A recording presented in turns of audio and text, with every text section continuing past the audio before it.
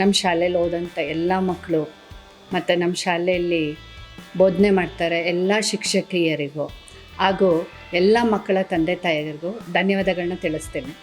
ಅವರು ಎಲ್ಲರ ಪರಿಶ್ರಮ ಮತ್ತು ಅವ್ರಗಳ ಸಹಕಾರದಿಂದ ನಾವಿವತ್ತು ಇಷ್ಟರ ಮಟ್ಟಿಗೆ ಫಲಿತಾಂಶನ ಕೊಡೋದಕ್ಕೆ ಸಾಧ್ಯ ಆಗ್ತಿದೆ ಸರ್. ನಮ್ಮಲ್ಲಿ ಒಟ್ಟು 29 ಮಕ್ಕಳು ಪರೀಕ್ಷೆ ಬರೆದಿದ್ರು.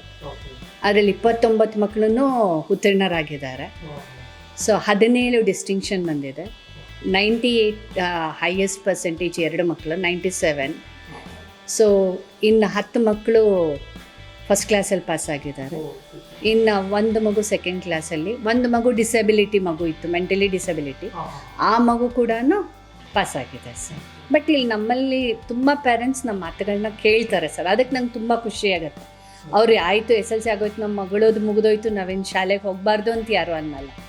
ಸೊ ಅವ್ರು ಬರ್ತಾರೆ ಇಲ್ಲಿ, ಅವ್ರು ಕೇಳಿಬಿಟ್ಟು ಆಮೇಲೆ ಕಾಲೇಜಿಗೆ ಹೋಗಿ ಸೇರಿಸ್ತಾರೆ ಸರ್. ಅದನ್ನು ನಂಗೆ ತುಂಬ ಖುಷಿ ಇದೆ ನಮ್ಮ ಶಾಲೆಯಲ್ಲಿ.